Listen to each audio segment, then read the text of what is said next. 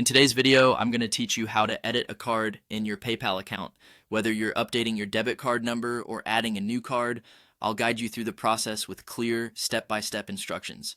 Let's dive right in. First, you'll need to open your preferred web browser and go to the PayPal website.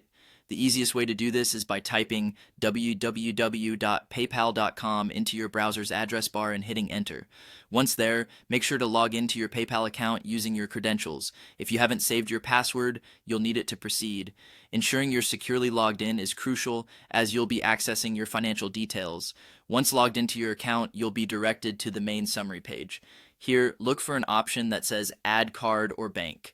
This is usually located on the left side of the page, but depending on whether you're using a desktop or mobile device, the layout might differ slightly. Clicking this option is the first step in managing your cards.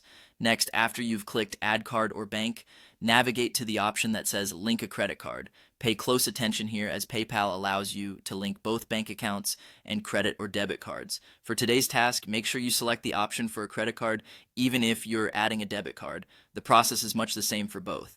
Once you've selected Link a Credit Card, you'll be taken to a new page where you'll see an option for Link Card.